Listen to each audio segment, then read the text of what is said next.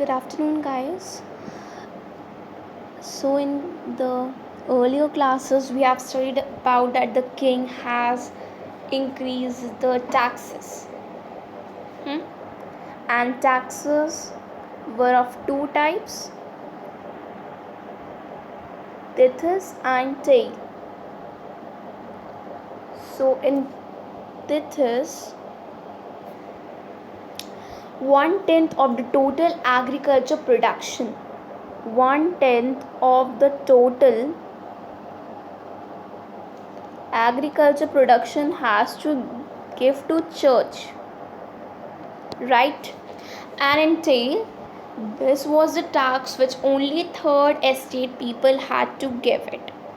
Only third estate people. Now the question that comes is, who are this third estate people, right? So for that we have to study the Society of France then.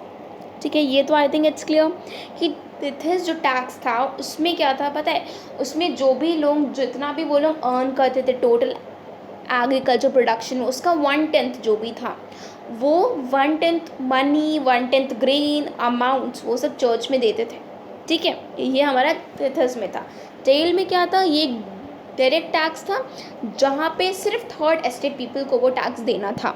अब question आता है कि भाई ये third estate कौन है, तो इसके लिए हमें सोसाइटी ऑफ फ्रांस को बढ़िया से पढ़ना पड़ेगा. Okay so for that we have to study the society of France. Okay sir, society of France, society of France. तो जो सोसाइटी ऑफ फ्रांस थे, राइट, वो तीन एस्टेट्स में डिवाइडेड थे. ठीक है, जो फर्स्ट था उन्हें हम चर्च भी बोलते हैं, उन्हें हम क्लर्जी भी बोलते हैं, उन्हें हम फर्स्ट एस्टेट भी बोलते हैं. फर्स्ट एस्टेट भी बोलते हैं मतलब कि उन्हें हम चर्च भी बोलते हैं, क्लर्जी भी बोलते हैं, फर्स्ट एस्टेट भी बोलते हैं. ठीक है, बेसिकली यही है. ठीक है, जो सेकंड थे उन्हें हम लोग नोबल्स बोलते हैं, उन्हें हम किंग या फिर मिनिस्टर्स बोलते हैं, और उन्हें हम सेकंड एस्टेट बोलते हैं. सेकंड एस्टेट बोलते हैं. ई, यहाँ पे ई होगा. ठीक है, सेकंड एस्टेट. और जो थर्ड एस्टेट वाले पर्सन हैं उन्हें हम कॉमन मैन बोलते हैं, कॉमन मैन, और उन्हें हम थर्ड एस्टेट बोलते हैं, थर्ड एस्टेट. ठीक है, अब बात आती है कि भाई ये जो वेट अ मिनट. ओके, ये चर्च कौन है, ये मतलब कि क्लर्जीज कौन है, ये नोबल्स कौन है, अब ये कॉमन मैन कौन है. तो जो चर्च और जो क्लर्जी हैं, जो नोबल्स हैं, वो दोनों इन दोनों के पास कुछ फ्यूडल राइट्स हैं. ये चर्च और नोबल्स के पास कुछ फ्यूडल राइट्स हैं, और इनके पास ये भी राइट है कि इन्हें ये टाइल जो टैक्स है वो सिर्फ थर्ड एस्टेट को देना था ना. तो ये जो टाइल टैक्स किंग ने रखवाया है वो सिर्फ थर्ड एस्टेट पर्सन के लिए है, बट ये क्लर्जी और नोबल्स को वो टैक्स नहीं देना है. इंसान तो तीनों हैं, बट जो टेल टैक्स है वो सिर्फ थर्ड एस्टेट वाले पर्सन को ही देना है, बट चर्च और नोबल्स मतलब कि क्लर्जी और नोबल्स को वो टैक्स नहीं देना है. ठीक है, अब भाई क्लर्जी और जो नोबल्स हैं ये दोनों रईस लोग हैं, अमीर लोग हैं. ठीक है, अब भाई इन लोग अमीर भी हैं, इन लोग को टैक्स भी नहीं देना, तो इन लोग की ज़िंदगी में तो कुछ वैसा नहीं है. बट जो कॉमन मैन है, जो थर्ड एस्टेट वाले पर्सन है, वो तो गरीब हैं. मतलब गरीब क्या है, उसमें से कुछ एजुकेटेड हैं बट कुछ नहीं भी हैं, और जितने भी टैक्सेस हैं वो सिर्फ थर्ड एस्टेट वाले पर्सन को ही देना है. अब भाई ये तो गलत है ना. दो तो तीनों तो नहीं तो कोई भी मत दो. रूल तो ये होना चाहिए, बट रूल क्या है, एकदम बेकार है कि भाई क्लर्जी और नोबल्स को कोई टैक्स नहीं देना है, बट टैक्स सिर्फ थर्ड एस्टेट वाले पर्सन को देना है. अब उन लोग का दिमाग यहाँ हो जाता है ख़राब. ऐसा क्यों हो रहा है भाई, उनके साथ इतना गलत क्यों हो रहा है. इंसान तो तीनों हैं, टैक्स उन्हें भी देना चाहिए, है कि नहीं. अब देखो, ये है अभी हमको इतना ही समझना है। अब हमें पहले पता है थर्ड स्टेट में कौन कौन आता है, थर्ड स्टेट में कौन कौन आता है वो देखते हैं। थर्ड स्टेट में बेसिकली 3 लोग होते हैं, 1 2 3, 3 डिवाइडेड है। थर्ड स्टेट में भी 3 डिवाइडेड है। कैसे डिवाइडेड है, उसमें भी कुछ अमीर हैं, थोड़े बहुत एजुकेटेड है, उसमें भी कुछ नहीं भी हैं। थर्ड स्टेट में टोटल कौन कौन आता है, वो होते हैं मर्चेंट्स आते हैं थर्ड स्टेट में, पीजेंट्स, फार्मर्स, ठीक है, और उसके बाद lawyers,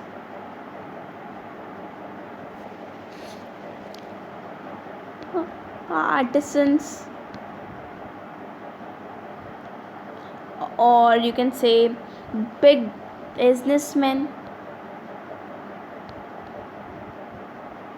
businessman, okay, and then landless labor,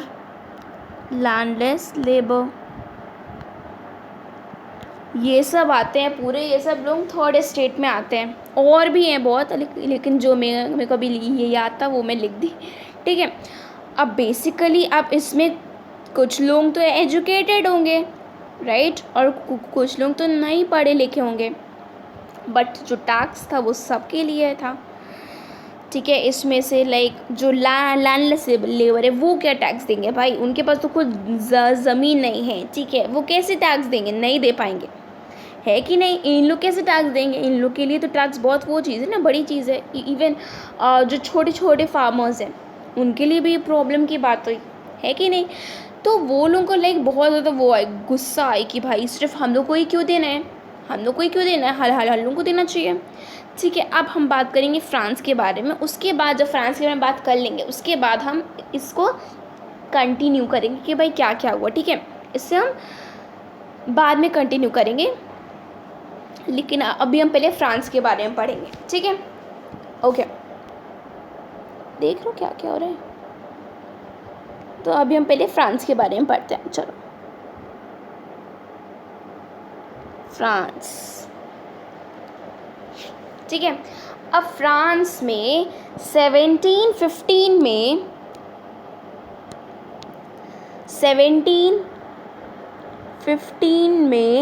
23 million population थी फ्रांस की, 23 मिलियन पॉपुलेशन थी। और 1789 में फ्रांस की 28 मिलियन पॉपुलेशन हो गई। अब यहाँ पे देख रहे हो कितनी झकास स्पीड से पॉपुलेशन बढ़ा है। पहले पॉपुलेशन कितनी थी, 23 मिलियन इंसानों की पॉपुलेशन थी, मतलब वहाँ पे फ्रांस में 1715 में सिर्फ नहीं बल्कि बहुत है 23 मिलियन पीपल रहते थे। बट 1789 में 28 मिलियन पीपल हो गए, ठीक है। पॉपुलेशन बहुत ज़्यादा बढ़ गई है, ठीक है भाई। जो पॉपुलेशन है वो हम लोग ऐसे बढ़ा देते हैं, ये इंक्रीज़ हो गई है। बट जो फूड ग्रेन्स थे वो इंक्रीज़ नहीं हुए हैं, मतलब बताती हूँ, फूड ग्रेन्स इंक्रीज़ नहीं हुए हैं। फूड ग्रेन जब 23 मिलियन पीपल थे, जितना फूड ग्रेन्स तब था उतना ही फूड ग्रेन्स 28 मिलियन पीपल में भी है, कोई बढ़ा बढ़ा नहीं है फूड ग्रेन्स। मतलब ये तो भाई कम है ना। अगर आप 100 लोगों का खाना बनाए हो और आपके पास 500 लोग आ गए, क्या खिलाओगे उन्हें, खाना तो सिर्फ 100 लोगों का बनाए थे ना, कमी हो जाएगी ना खाने की। वैसे ही यहाँ पे फूड ग्रेन सिर्फ 23 मिलियन पीपल्स का ही था, बट अचानक से पॉपुलेशन इतनी ज़्यादा बढ़ गई, लेकिन अभी भी खाना इतनों का ही है, बस इन लोग का तो नहीं है ना। अब क्या हुआ कि भाई अब इन लोग का जो डिमांड था, demand of food grains, demand क्या हो गया, इंक्रीज़ हो गया। डिमांड इंक्रीज़ हो गया कि भाई हमें खाना चाहिए, है कि नहीं। हम परेशान हो रहे हैं, आप हमें खाना भी नहीं दे रहे हो, हमें तो खाना चाहिए, तो डिमांड यहाँ पे इंक्रीज़ हो गया। बट जो सप्लाई ये तो नहीं चलेगा, बट जो सप्लाई था वो भाई इंक्रीज़ नहीं हुआ, सप्लाई तो उनके हिसाब से कम ही था। अब राजा भी भाई परेशान कि सप्लाई भी नहीं है, कैसे करेंगे। और उन्होंने क्या किया, राजा ने फूड प्राइसेस जो थी ना, फूड प्राइसेस को बढ़ा दिया। ब्रेड की जो फूड प्राइसेस थी वो बढ़ा दिया कि चलो अब हम सोच रहे हैं कि चलो फूड प्राइसेस को बढ़ा दे रहे हैं। अब जब भाई फूड प्राइसेस बढ़ा देंगे तो फूड प्राइसेस तो बढ़ा दिया, बट उन लोग की जो वेजेस थी, जो उन लोग की सैलरी थी, वो तो नहीं बढ़ी ना। वेजेस तो फिक्स्ड थी, वो तो बढ़ी नहीं। अब भाई सोचो कोई, अगर आपकी सैलरी, मैं यहाँ पे बना दे रही हूँ, एक मिनट, मैं यहाँ पे लिख रही हूँ। अगर आपकी सैलरी 10 रुपये है और आपका खाना मिल रहा है 8 रुपये का, तो आप कैसे खरीद पाओगे, है कि नहीं? आप खरीद तो नहीं पाओगे ना। आप लिए तो दिमाग ख़राब हो जाएगा ये कि भाई मेरी सैलरी तो इतनी कम है, खाना है हमारा इतना महंगा मिल रहा है और हमारे खर्चे भी हैं घर के, कैसे करेंगे। वही इनके साथ हो रहा था कि खाने का प्राइस तो बढ़ गया था बट सैलरी नहीं बढ़ रही थी। अब इसमें जो गरीब लोग हैं, इनकी कम सैलरी है, जो गरीब लोग हैं जिन्हें इनकी सैलरी भी ज़्यादा नहीं है, उनके लिए तो शॉर्टेज ऑफ फूड हो गई। वो तो खाना भी नहीं खरीद पाते थे, है कि नहीं? उनके लिए शॉर्टेज ऑफ फूड हो गई। मैं यहाँ पे इसको ना रब कर रही हूँ, ये फ्रांस को हटा दे रही हूँ अभी। हाँ, हमें पता है कि फ्रांस के बारे में बात हो रही है, तो अभी इसको हटा दे रहे हैं, ठीक है। अब यहाँ पे मैं इसके आगे से लिख रही हूँ आइयो, ठीक है। तो जो शॉर्टेज ऑफ फूड होने लग गया, खाना नहीं मिल रहा था, उसी में सब चीज़ सूखा पड़ गया, ड्रॉट हो गया, सब चीज़ सूखा पड़ गया, ठीक है। अब भाई सोचो, खाना भी नहीं मिल रहा है, सब सूखा ही पड़ गया है, कितनी बेकार समय है इन लोग का भी। ये पूरी जिनके बारे में अभी हम पढ़े हैं, ये पूरा है हमारा सबसिस्टेंस क्राइसिस। खाने के लिए बेचारे परेशान हो रहे हैं, इन लोगों को खाना नहीं मिल रहा है, ठीक है। ये पूरा सबसिस्टेंस क्राइसिस है, ठीक है। ये हमको एकदम क्लियर हो गया, एकदम क्रिस्टल क्लियर है, कोई इसमें डाउट नहीं है। एक बार हम कुछ ऐसा करके बना दे रहे हैं। मान लिया ये मेरा फ्रांस है, ये मेरा फ्रांस है, ठीक है। अब यहीं पे पॉपुलेशन बढ़ी जा रही है, डिमांड बढ़ी जा रही है, बट सप्लाई, खाना खेती कम है। सप्लाई क्या है, कम है, खाना मिल नहीं पा रहा है, सब मर रहे हैं उसी में। उन लोग की सैलरी भी फिक्स्ड है बट फूड की प्राइसेस इंक्रीज़ हो रही है, इसलिए शॉर्टेज ऑफ फूड हो रहा है, उसमें ड्रॉट भी हो जा रहा है। तो ये पूरा क्या है हमारा, ये पूरा है subsistence crisis. Subsistence crisis, wait, subsistence crisis, यही हम लोग ने अभी पढ़ा है। अब हम बात करते हैं, वही टैक्सेस के बारे में बात कर रहे थे ना, अब हमें उस टैक्सेस के बारे में बात करनी है कि भाई 3rd क्लास के पीपल अब बहुत ज़्यादा गुस्सा रहे हैं कि क्यों हमें ही क्यों टैक्स पे करना है, क्लर्जीज लोग क्यों नहीं पे कर रहे हैं, नोबल्स लोग क्यों नहीं पे कर रहे हैं, सिर्फ हम लोग को क्यों पे करना है।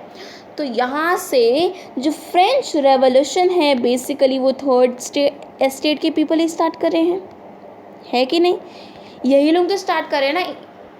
प्रॉब्लम भी इन्हीं के साथ ही सबसे ज़्यादा, उन लोग का तो कुछ नहीं, उन लोग तो आराम से अपना प्रिविलेजेस को वो इंजॉय कर रहे थे, उन लोग से तो कुछ नहीं था।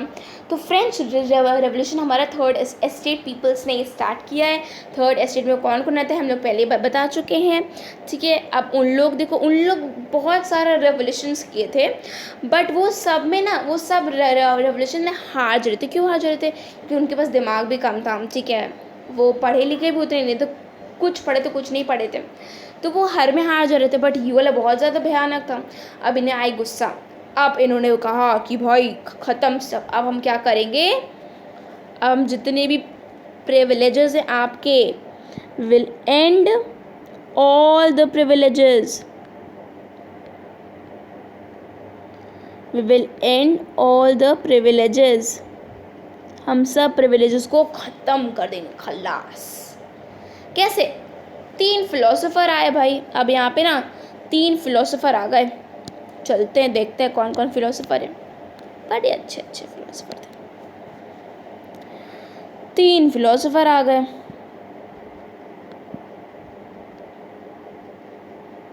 ठीक है।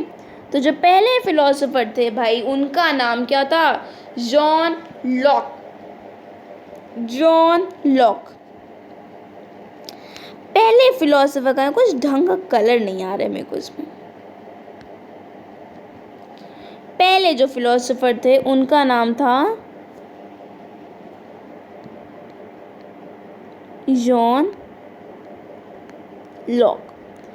अब भाई इनकी क्या थी पता है? इन्होंने एक वो लिखी थी बुक, उनकी बुक का नाम क्या था? टू ट्रीटीज ऑफ गवर्नमेंट, ऐसे लिख रहे हैं गवर्नमेंट को, एक मिनट, two treaties of GOVT government, ठीक है। 2 ट्रीटीज ऑफ गवर्नमेंट थी, ये उनकी बुक थी। और उसमें उन्होंने बेसिकली क्या लिखा था? No divine, I will explain you each and everything, no divine and absolute right. अब बेसिकली क्या होता है पता है? किंग को सब लोग सोचते हैं कि भाई अब यही हमारे भगवान है, जो करना है इन्हीं को करना है। तो ऐसा कुछ नहीं है, किंग कोई भगवान नहीं होता है, किंग कोई भगवान नहीं है, ठीक है। भगवान तो हमारे रियल भगवान है ना, किंग कहाँ से भगवान हो जाएगा? नहीं, किंग कोई भगवान नहीं है, इनके पास कोई ऐसी राइट भी नहीं है। किंग क्या करते हैं? जनरली किंग यही करता है जो उसका मन रहे। कैसे ऐसे हो सकता है? गलत बात है ना, ऐसा तो नहीं हो सकता। तो इन्होंने लिखा था, जॉन लॉक ने कहा कि भाई किंग नो डिवाइन, वो कोई भगवान नहीं है और इनके पास इतनी एब्सोल्यूट राइट भी नहीं है, ठीक है। ऐसा थोड़ी ना है कि वो जो मन चाहे वो वही करे, बिल्कुल नहीं, इट्स रॉन्ग, ठीक है। ये हमारे जॉन लॉक ने, ये फिलोसोफर थे, उन्होंने लिखा। सेकंड आए दूसरे कौन थे? हाँ, दूसरे थे हमारे जीन रॉसेकी, जीन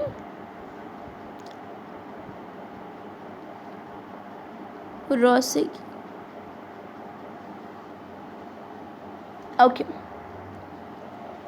ये भाई the social contract, the social contract,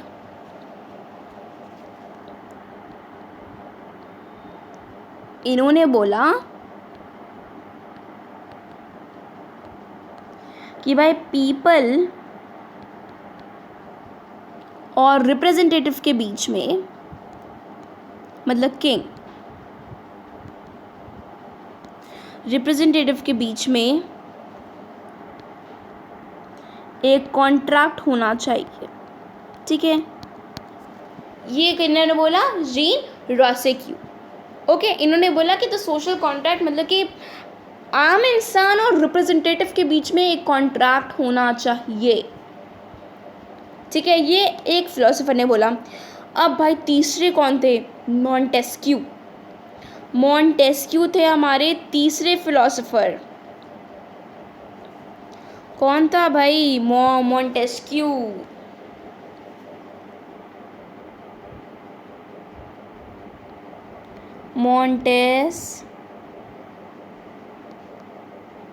Montesquieu, spirit of law, इन्होंने क्या बोला? इन्होंने बोला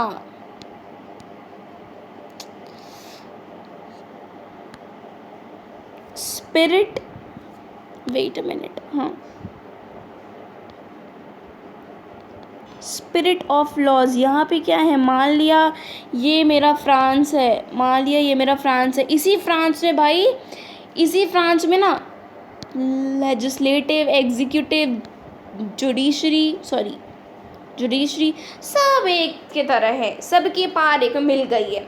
तो मॉन्टेस्क्यू ने बोला कि भाई ये है तो गलत है, ये तो गलत है, पावर मिलनी नहीं चाहिए, स्पिरिट ऑफ मसाज सबकी पावर को सेपरेट कर दो, ठीक है। लेजिस्लेटिव जो लॉ बनाता है, एग्जीक्यूटिव जो लॉ एग्जीक्यूट करता है, जुडिशरी जो लॉ को देखता है कि भाई सब फॉलो तो कर रहे हैं ना, ठीक है, यही होता है। तो अब इनका क्या कहना था कि मान लिया ये मेरा फ्रांस है, सुंदर से बनाएंगे फ्रांस को, ठीक है, एक पेड़ है मान लिया फ्रांस, तो पेड़ की जो ब्रांचेस होती हैं वो ब्राउन होती हैं, बट ब्राउन तो नहीं दिया है यहाँ पे, तो चलो ग्रीन ही बना देंगे उसकी ब्रांचेस को, ब्रांचेस नहीं, ट्रंक, ठीक है, ओके। और ये भाई मेरा फ्रांस है। अब इनका मानना क्या है कि सब की पार अलग अलग होनी चाहिए, सबकी पार एक साथ मिल नहीं जानी चाहिए। मान लिया कि ये ब्रांच हमारी लेजिस्लेटिव की है, अरे यार ये जुडिशरी की है, ये एग्जीक्यूटिव की है, फ्रांस तो एक ही है, फ्रांस में ही रह गए, बट ब्रांचेस सबकी पास सबकी सेपरेट होनी चाहिए, मिल नहीं जानी चाहिए। तो ये हमारे मॉन्टेस्क्यू फिलोसोफर ने बोला, ठीक है, spirit of laws separate of powers separate होनी चाहिए, सबकी पार सेपरेट होनी चाहिए। बेसिकली अभी इस पार्ट में इतना ही पढ़ेंगे हम लोग, okay okay. So hope that you all enjoyed it and hope that each and every doubts, everything is crystal clear. If no, you may ask, okay. So bye bye guys.